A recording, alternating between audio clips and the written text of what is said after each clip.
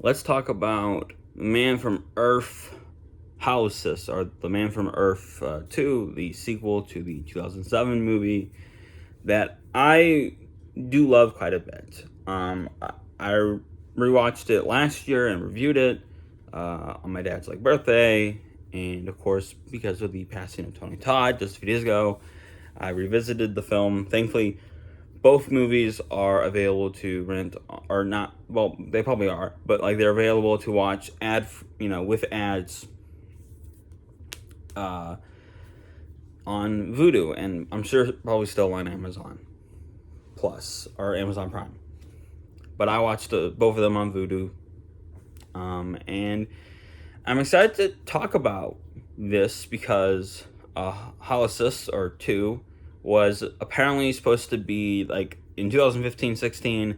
It was kickstarted to raise money for possibly a show, and it was supposed to be perhaps a pilot for a show.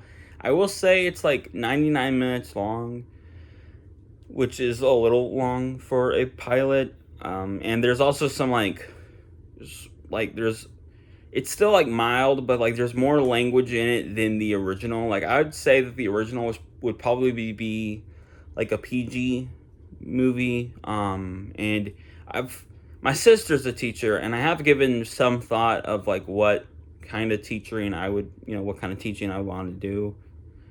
And I think I would honestly prefer English as the subject, but I would, especially if I was in fifth grade and up, middle school, I would probably show the kids the first movie, because the first movie is really smart and really interesting, and it has some really cool stuff in it. Some great acting. Tony Todd, he passed away a few days ago, like I said, and he's just a phenomenal actor. And there's a lot of nuance in his performance in the last film, and I think everyone's doing a good job there, but especially him. But I knew about this movie, because of a review I saw back in 2019, and the guy was talking about how this is a sequel to that movie. Watched that movie back then, watched it again last year, like I said, and now I watched it again and for the third time, and now I'm talking about the sequel for the first time. And I went in knowing that it was supposed to be a pilot for a show. No matter its language, no matter its length, it was supposed to be a pilot.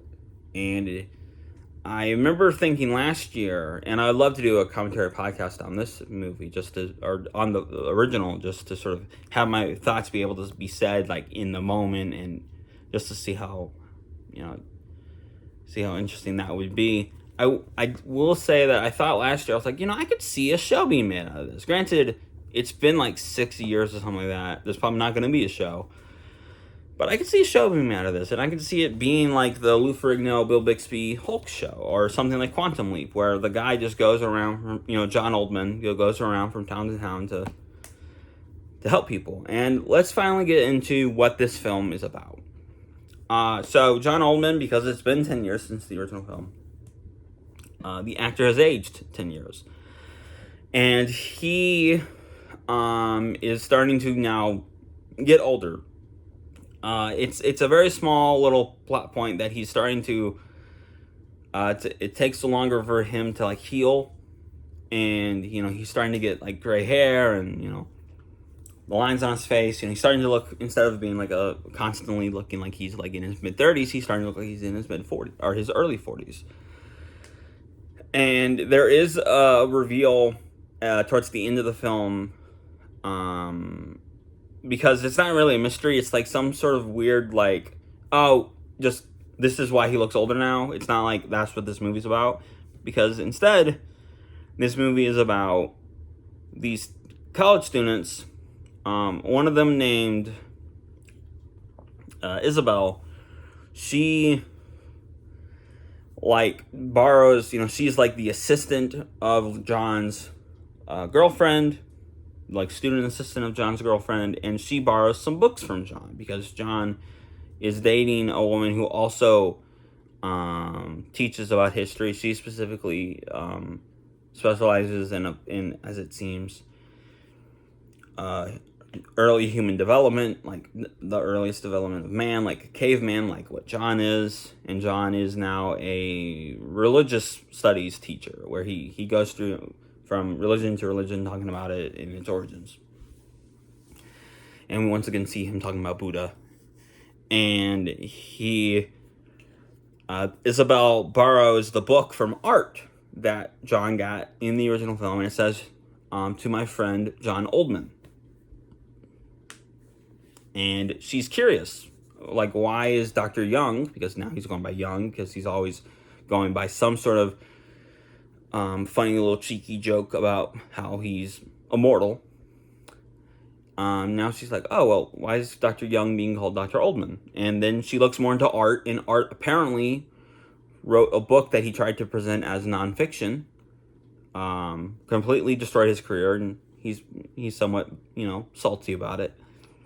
But he wrote a book based off the film based off of the first movie, and it isn't just like about that night. It's about how he went in and tried to research more about what John's life was. What did John do? All this type of stuff, leading to ultimately his career being destroyed. And he kept going back further and further, at least until like the 60s, and realized, oh, like John, he just, like he said, he would disappear every 10 years, but like all of his identities only go up to a certain point. Like John Oldman, for example, only all of the W-2 stuff, all of his like tax records and DMV stuff only goes up to 2001. And then, of course, he shortly after he leaves in 2007, he completely disappears. And obviously John creates the new identity of Dr. Young. And I mean, it's interesting, and I do think there is still some of that interesting philosophical stuff of like, oh, what would this guy who appears to be 14,000 years old and is in some cases claims to be the man that Jesus Christ is based off of, what does that mean for the scientific community, for the religious community, and all that kind of stuff? And they're still trying to touch on that somewhat. But it overall, I think, fails because this movie wasn't written by the same guys. This is written by someone else. And apparently, speaking of Bill Bixby, someone named Jerome Bixby wrote the original script. And he passed away in like 98. Perhaps The Man from Earth just took a real long time to actually get made into a movie. So like 10 years later almost, they finally got that movie made. Who knows? I mean, I'm sure I could look it up, but like, it's just sort of interesting thing about. But they adapted the script from Jerome Bips. They made the film based off Jerome Bixby's like script, and they're like, okay, here you go, here's the movie. Tony Todd was in it, and Michael Dorn, who's another Star Trek actor, is in this movie, and he plays like the Dean. He plays Dr. Parker, and I will say he does a good job. I imagine that he might be a main character of the show, or at least a recurring character.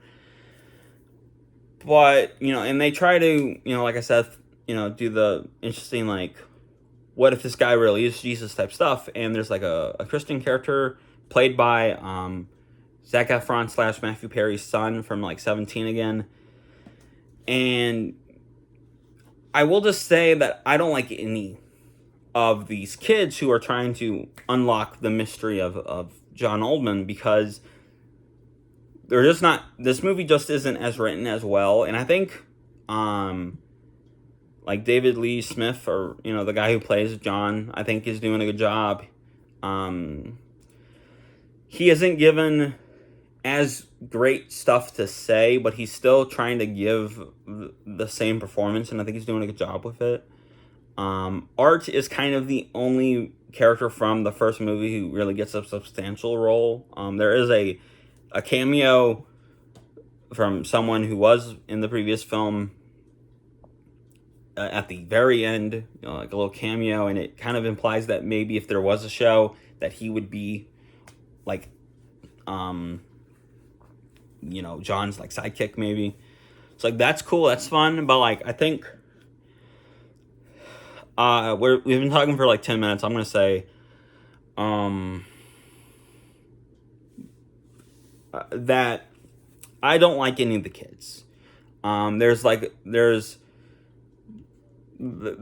a friend who's kind of Isabel has like a friend who's kind of hoish on Tara, and like she's thirsty for John, and she does something in the middle part of the film involving her hoiness that I was like, oh god, I immediately disliked her. Like, I was kind of like iffy on these kids because they just weren't written as well, and like the moment she does that, and the moment that they try to make the Christian kid like kidnap John, like that's immediately like when I lost all hope for this movie.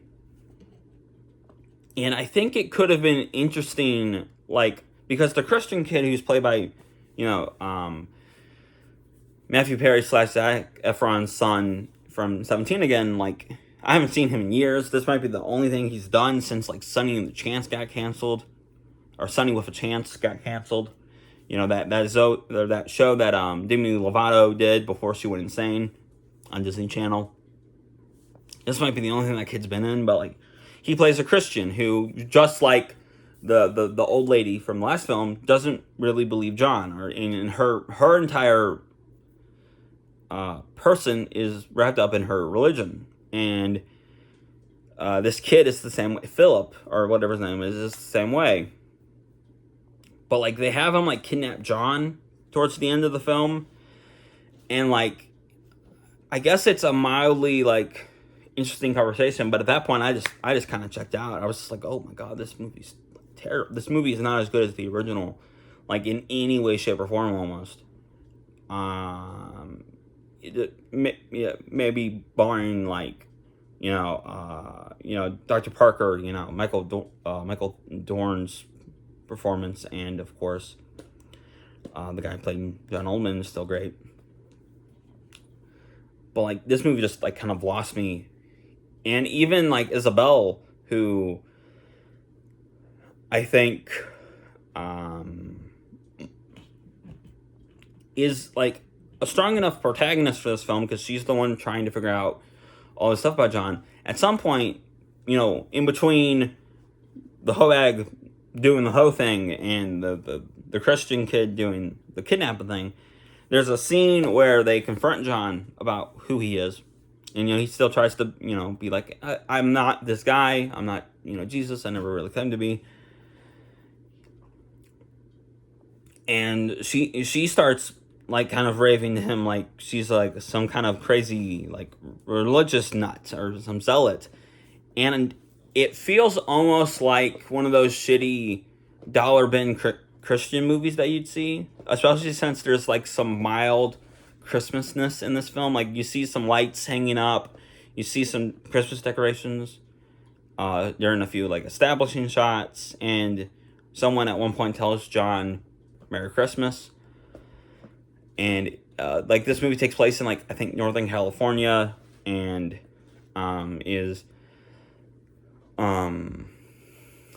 it's obviously like the winter there, so like it's interesting, but like overall it just feels like a really crappy dollar bin like Christian movie that maybe hates Christians somehow.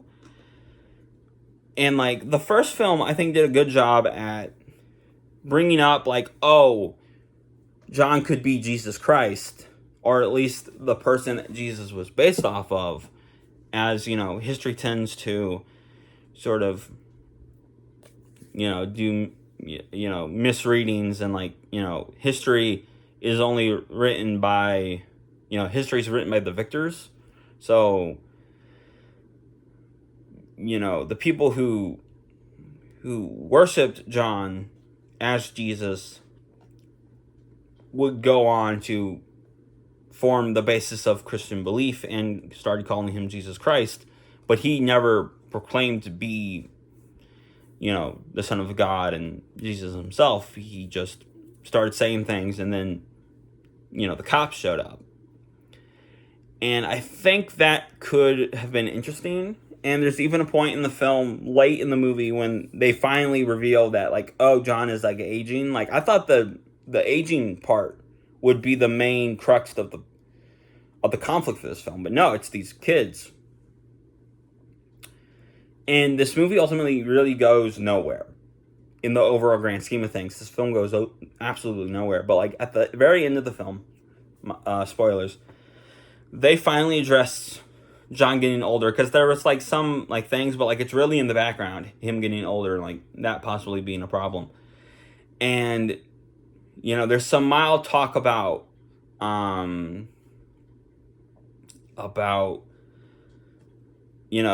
social media and how, the invention of the phone and all this kind of stuff that we now focus on, because, the kind of caveman John were very social creatures.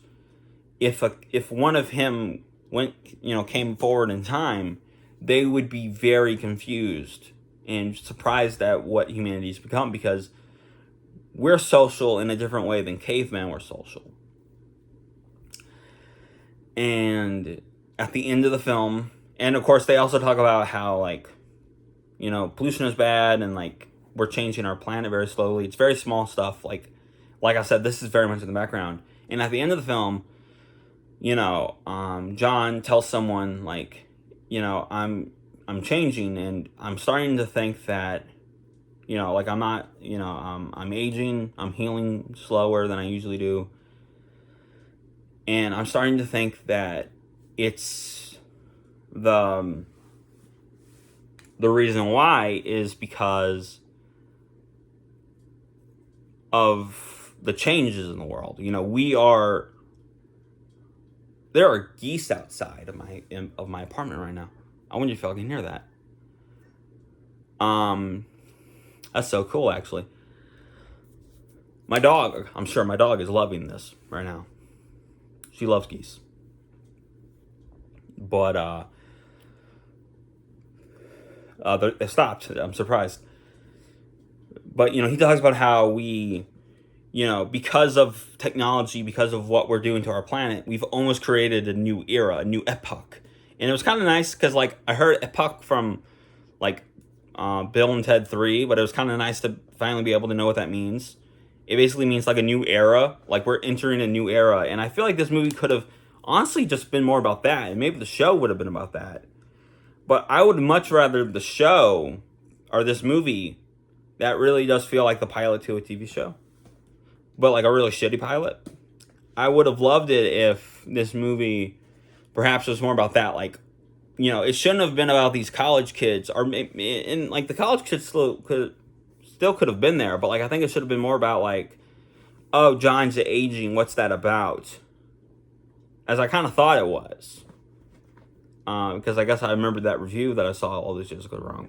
I thought it was about, oh, now John is aging because, the actor's actually aging. What's that about? We got to fix that problem, which is probably what the show would have been about. And then, of course, we would have discovered that it's possibly because we are creating a new era. And the reason why this movie's called Holocene or whatever is because right before, like, the kind of caveman John was created, was born, there was the era that he was a part of was called the Holocene, and now we're in the era that John's species, the Homo sapiens, basically created, and now we're entering a new era. And I don't know, it could have been interesting. Like, this movie could have been good. This movie could have been not maybe as great as the original, because the original is great, just with some asterisks, because of, the budget and the camera and just, like, the overall feel of that movie. But, like, this movie is so drastically different that, I don't know, like, I just feel I feel like this is a weaker movie, honestly. And this isn't as good as the original, and I wish it was. I remember last year thinking, because I thought I was going to review this last year. I remember last year thinking, or I thought I was going to review this movie a lot closer to, last year when I reviewed the first film, thinking that this movie could be good, and I'm very interested to see what this movie's about. But I was hoping for something more like a pilot that was like really strong. And what I got was a very crappy, like, dollar bin type of pilot that just doesn't live up to the original. And maybe my expectations were slightly too high. But, like, I just love the original so much, and this movie just kind of disappointed me. And I think when I do eventually watch the first movie again, I'm probably not doing a double feature, and I'm probably going to be like, oh yeah, there's a sequel to this. I'm not gonna watch it. So yeah, I gave it a 2-star on Letterboxd. On Vudu, I gave it 2 stars, and that's unfortunately the way that it kind of is. Not as good as the original, but comment below, because I imagine less. I thought that video wouldn't do super great. It actually, I got like a comment and a like out of the last video, when I read the first film. I imagine not a lot of people knew about that movie, but I imagine enough people knew that, like, that's why that video did well. I almost would be surprised if people knew that this one existed. So comment below, let me know. Have you seen this movie? Do you know it exists? What is your opinion on the first film? Because, like I said, I love it. I think it has brilliant performances all around. Its only problem is that it's so low budget.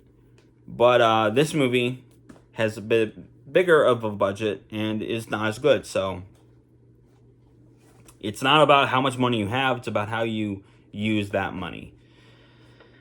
That being said, remember that God made you special. He loves you very much. I hope you had a very lovely day. I hope you had a very lovely month. And as always, God bless.